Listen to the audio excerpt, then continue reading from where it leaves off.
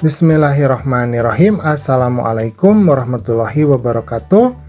Pada kesempatan kali ini kita akan membahas soal penilaian harian kelas 3, tema yang kedua, subtema yang keempat. Nah, sekarang kita akan langsung masuk ke soalnya. Nah, ini nomor 1.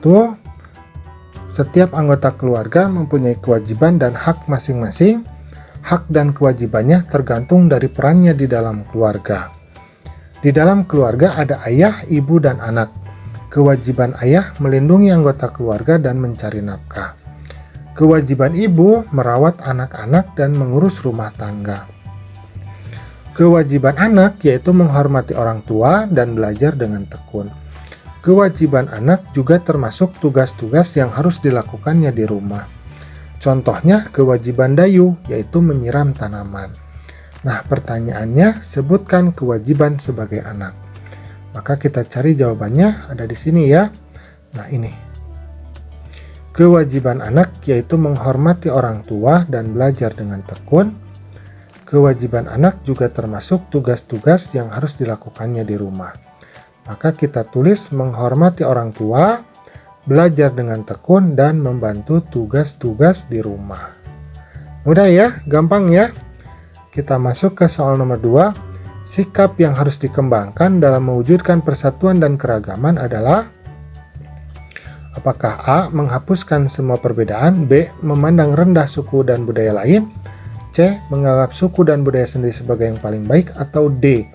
menerima keragaman suku dan budaya sebagai kekayaan alam. Nah, karena pertanyaannya yang harus dikembangkan, berarti yang D. menerima keragaman suku dan budaya sebagai kekayaan bangsa. Sekarang nomor 3, yang tidak termasuk menghargai keragaman yang tumbuh di masyarakat adalah, nah, perhatikan di sini yang tidak. Nah, berarti yang mana yang tidak? Iya, betul ya, yang B, mencela tradisi yang tumbuh di masyarakat. Nah, kenapa? Karena dengan mencela tradisi yang tumbuh di masyarakat, nantinya akan menimbulkan konflik sosial di antara masyarakat. Mudah ya? Gampang ya? Kita masuk ke soal nomor 4. Orang yang tidak menyayangi hewan laut terkadang menggunakan bahan peledak untuk menangkap ikan. Menangkap ikan menggunakan bahan peledak akan merusak makhluk laut lainnya dan menangkap ikan yang masih kecil. Menangkap ikan sesuai kebutuhan dan hanya menangkap ikan-ikan besar saja, termasuk sikap menyayangi makhluk hidup lain. Nah, pertanyaannya, sebutkan sikap menyayangi makhluk hidup laut.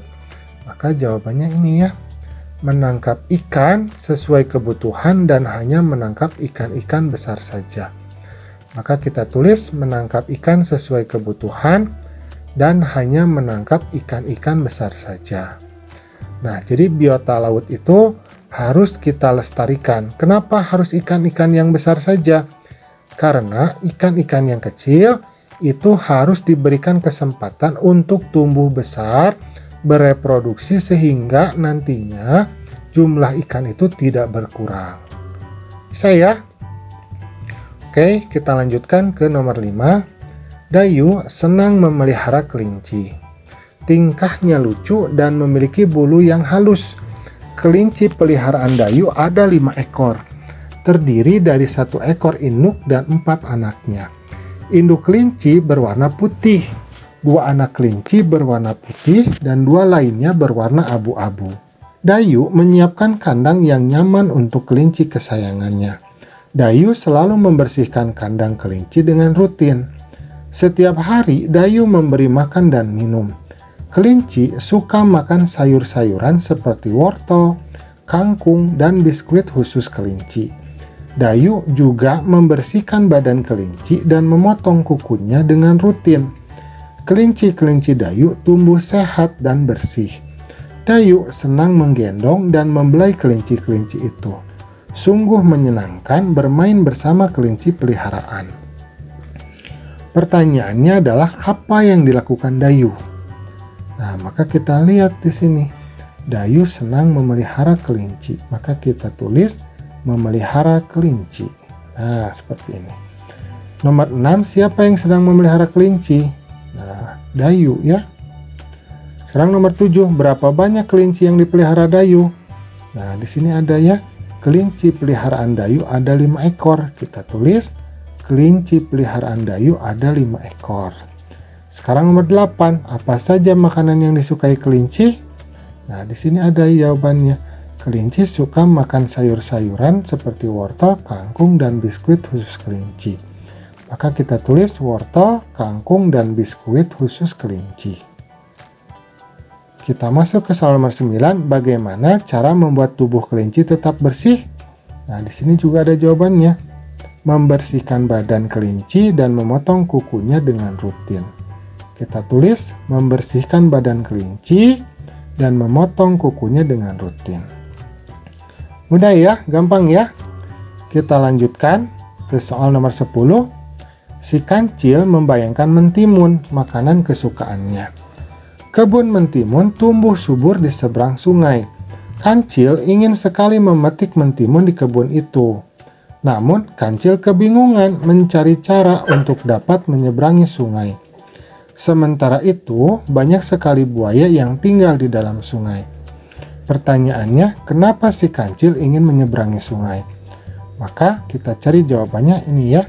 Si Kancil membayangkan mentimun makanan kesukaannya. Maka kita tulis ingin memetik buah mentimun. Nah, seperti ini. Sekarang kita masuk ke soal nomor 11. Nomor 11, pekerjaan yang dilakukan sebagai kegiatan pokok untuk menghasilkan nafkah hidup dan yang mengandalkan suatu keahlian adalah, nah, berarti jawabannya apa? Profesi. Nah, jadi profesi itu adalah kegiatan pokok untuk menghasilkan nafkah hidup, ya, sesuai dengan keahlian. Misalkan ada polisi, ada pilot, ada pramugari, dokter, dan sebagainya. Termasuk juga pelajar ya. Sekarang kita masuk ke soal nomor 12. Profesi mengandalkan suatu, ya, pinter ya, keterampilan atau keahlian khusus. Jadi, seorang guru memang memiliki keterampilan untuk mengajar. Seorang dokter memiliki keterampilan untuk mengobati. Nah, seperti itu. Kita lanjutkan ke soal nomor 13. 1/4 yaitu satu bagian dari titik-titik bagian yang sama. Nah, berarti 1/4 itu adalah satu bagian dari 4 bagian yang sama. Nah, karena 1 dari 4. Jadi 1/4 itu artinya 1 dari 4. Nomor 14, cobalah menuliskan pecahan biasa pada gambar berikut ini. Nah, bagian A, bagian yang berwarna biru. Nah, ini kan warna birunya ada 2. 1, 2. Nah, sedangkan jumlah kotaknya ada 5. Maka jawabannya adalah 2/5. Nah, sekarang bagian yang berwarna putih. Kita hitung 1, 2, 3. Maka jawabannya adalah 3 dari 5. Nah, seperti itu. Mudah ya? Sekarang masuk ke soal nomor 15. Tuliskan bilangan pecahan di bawah ini. 1 bagian dari 4 bagian yang sama besar. Berarti 1/4. Nah, berarti 1 dari 4 ya. 3 bagian dari 7 bagian sama besar. Berarti 3/7. 5 bagian dari 10 bagian sama besar. Berarti 5/10. Nah, seperti ini. Gampang ya? Sekarang nomor 16, gambarlah sebuah kotak panjang, lalu bagilah menjadi 10 bagian yang sama besar. Warnailah 3 kotak pertama, kemudian tuliskan menjadi bilangan pecahan. Maka kita menggambar dulu 10 bagian ya. Nah, seperti ini. Kemudian kita warnai 3 kotak. Seperti ini, 1, 2, 3. Nah, berarti jawabannya apabila kita tulis dalam bentuk pecahan adalah 3. Nah, 3 ini maksudnya adalah yang warna biru ya, dari 10 atau 3/10. Mudah ya, gampang ya. Kita lanjutkan nomor 17. Seorang petugas sirkus mempersiapkan makanan untuk hewan-hewan peliharaannya. Petugas tersebut memotong daging menjadi 25 bagian yang sama besar. 6 bagian diberikan untuk beruang, 9 bagian diberikan untuk harimau, Sisanya mereka berikan untuk singa. Tuliskan bilangan pecahan untuk bagian daging yang dimakan hewan-hewan tersebut. Maka bagian daging yang dimakan harimau, kan ini ada 9, maka jawabannya adalah 9 dari 25. Nah, karena 25 bagian ya. Kemudian nomor 2, bagian daging yang dimakan beruang adalah 6 dari 25. Nah, sekarang pertanyaannya, berapa bagian yang dimakan oleh singa? Nah, berarti kita harus menghitung dulu ya, jumlah dari bagian harimau dan beruang. Maka kita tambahkan 9 ditambah 6, berarti 15. Nah, seperti ini. Sekarang 25 kita kurangi 15. Kenapa dikurangi 15? Karena 15 ini adalah jatah harimau dan beruang. Maka sisanya adalah 10. Nah, 10 ini adalah jatah untuk singa. Maka kita tulis dalam bentuk pecahan adalah 10 per 25. Mudah ya? Gampang ya? Sip, kita lanjutkan ke soal nomor 18. Seorang pengusaha mempekerjakan 4 petani untuk mengolah tanah perkebunannya. Pengusaha tersebut membagi tanah menjadi 16 bagian sama besar, lalu membagi tugas seperti berikut. Petani A bertugas menanam tomat pada 7 bagian tanah. Petani B bertugas menanam sayur bayam pada 3 bagian tanah. Petani C bertugas menanam cabai pada 2 bagian tanah. Petani D bertugas menanam bunga pada 4 bagian tanah. Maka pertanyaannya, tanah yang ditanami tomat terdiri dari 7 bagian. Ditulis dalam pecahannya adalah 7, karena 7 bagian, dari 16. Nah, berarti 7 per 16. Sekarang, tanah yang ditanami sayur bayam terdiri dari 3 bagian.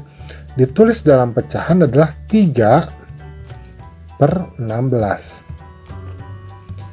Tanah yang ditanami cabai terdiri dari 2 bagian, ditulis dalam pecahan 2 per 16.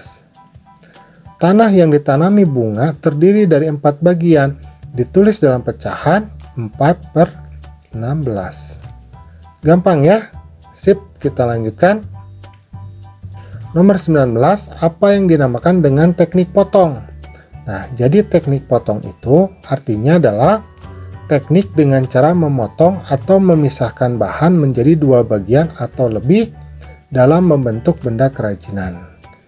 Sekarang nomor 20, apa yang dimaksud dengan teknik sambung?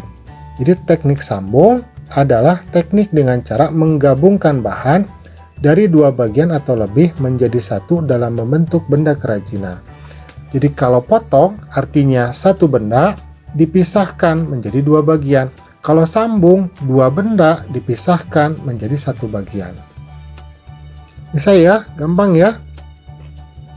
Alhamdulillah, pembelajaran kita pada kesempatan kali ini sudah selesai.